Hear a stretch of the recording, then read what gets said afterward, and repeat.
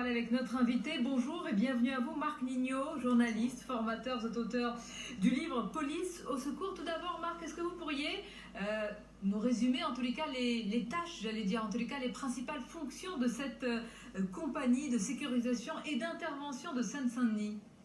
Ce sont des compagnies très spécialisées, c'est comme la BAC, ce sont des gens qui sont sur le secteur, qui remontent des informations sensibles, qui doivent intervenir rapidement, qui ont des opérations, j'allais dire, qui pour nous, le commun des mortels, paraissent peut-être borderline, en tout cas la limite, parce qu'ils sont toujours confrontés à des situations très particulières, notamment en ce qui concerne les trafics de drogue ou d'autres choses aussi importantes ou graves. Donc ce sont des policiers qui normalement doivent être aguerris, doivent être formés évidemment, et surtout doivent être solides mentalement pour être sur ces secteurs-là. Alors c'est peut-être là que le bas blesse, on va peut-être en parler dans un instant.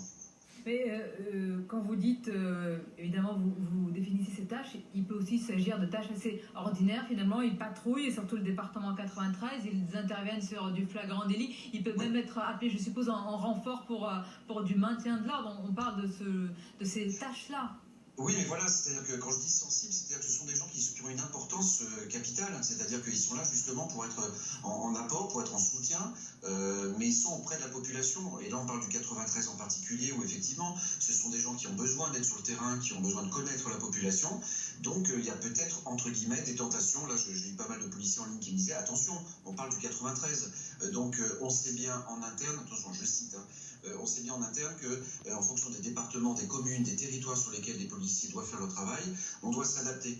Donc c'est peut-être là qu'il y a une fenêtre de tir, excusez-moi l'expression, pour réfléchir justement à changer les choses, ou en tout cas à réorganiser les choses, qui semble être le cas d'après ce que j'ai compris aujourd'hui. Oui, alors peut-être que la frontière, elle est ténue, malgré tout. Certains d'entre eux sont soupçonnés d'avoir mis en place une sorte de système quand même de raquette des habitants. En réalité, on parle de cela.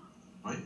Oui, c'est pour ça que je vous dis que je pense que la réorganisation qui a été annoncée il y a quelques minutes est primordiale, importante et de toute façon nécessaire. Il n'y a pas d'autre choix. Je prends l'exemple de la BAC Nord en 2012, quand il y a eu cette affaire de 18 agents qui étaient impliqués dans une affaire de drogue. La BAC Nord a été réorganisée depuis. Le procès n'a pas encore eu lieu, ça va passer prochainement, mais ce que je veux dire, c'est que la hiérarchie doit réagir tout de suite.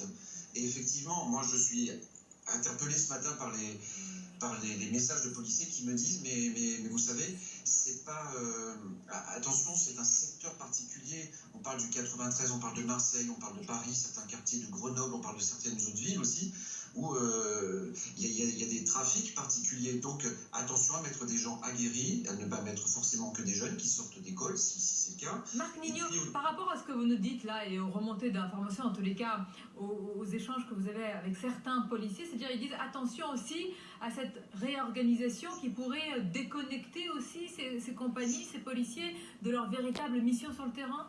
Il y a de tout, c'est-à-dire qu'il y a tout, il y a les plus anciens qui vont dire attention, il faut quand même qu'on ait le temps de s'implanter, il faut qu'on ait le temps quand même de faire un travail de fond sur le secteur, mais le temps manque tout le temps quand on parle de la police, bon dans d'autres secteurs aussi, mais là en l'occurrence de la police. Là ce matin une commissaire me disait, ce qu'il faut, la solution c'est le turnover surtout, c'est qu'il faut faire tourner, il ne faut pas laisser les gens longtemps sur des secteurs compliqués ou en tout cas à risque, parce qu'il y a des systèmes qui peuvent se mettre en place et justement pour éviter ça, c'est le turnover.